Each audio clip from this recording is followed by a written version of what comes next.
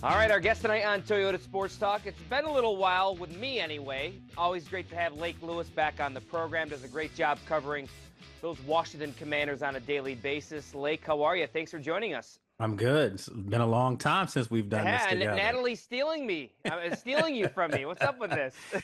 We got history, man. You and me go way back. I So like yes, that. it's Well, good to I be on appreciate again. you joining as always. And I got the schedule, okay? And it's pretty impressive. I mean, from what we've talked about, 2, 3 years ago, just how kind of low and dormant this franchise was to now, as you look at the schedule, being one of the premier teams, one of the most desirable teams to have on your network in the NFL. What was it like to see this schedule come out in your eyes?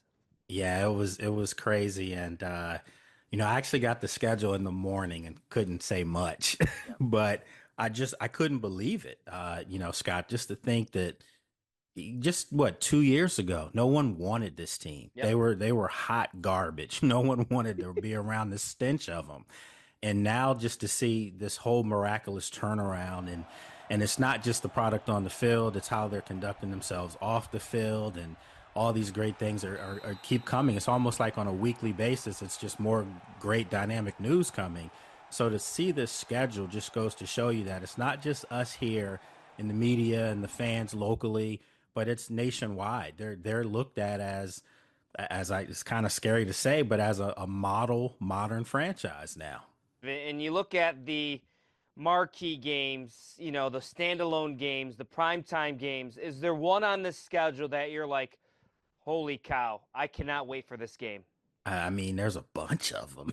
I mean, there's so many of them, but if I have to pinpoint one, it's probably going to be that week 8 matchup in Kansas City against Patrick Mahomes. It's I so mean, funny. Everybody I've talked to this week, Lake, uh-huh. has said that game. Yeah, because we were a game away from seeing that in the Super Bowl last year. Both teams lost in the conference championship game, but we could have had Jaden versus Patrick, the young gun versus the new gun, so to speak, going up against perhaps the GOAT, so we're getting a chance to see that. We were deprived of it last year. We'll see it week 8. And that's just one game. I mean, there's so many games. Obviously, the 2 games against the Eagles are going to be huge heavyweight battles. I can say this to you, and you can appreciate this, but we got to work on Christmas. Yeah. Not looking forward to that, but still. As I sent out a tweet on X last week. My wife is not too happy about that one. Yeah, see, the only good thing about me is my better half is actually in the stadium with me working as well. So That's I that's can live with that. that's a good problem to have, where both of you are in the same situation. So you look at this schedule. There's a couple of situations, Lake, where the Commanders are going to have some short rests. Obviously, that happens, but right out of the gate, you got the Giants on Sunday, and then you turn around and play Thursday night against the Green Bay Packers. Same thing later in the season, hmm Saturday game against the Eagles, and then you play on Christmas Day, which is a Thursday, against the Dallas Cowboys. So those are some quick turnarounds for the Commanders. Yeah, and I think the good thing about that, because it's not really good that you have to do that so quickly, but the good thing about that is that they did it last year, Yeah. so they're kind of familiar with it.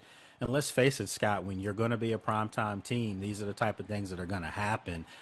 You're going to have these quick turnarounds because the nation's going to see you on a Thursday night, rather it be, or a Monday night, then you're turning back around. And, so I think for this team, something they're going to have to get used to. It's going to become the norm around here that they're going to have this type of schedule. So all the big games, right? You have the Kansas City game, the Dolphins game in Madrid, Detroit Lions. But is there a game, is there a sneaky game on this schedule that maybe we're not talking about, maybe we're not highlighting, that maybe could be a letdown game for the Commanders, maybe don't take a team lightly? Is there somebody on this schedule that you're like, be careful here?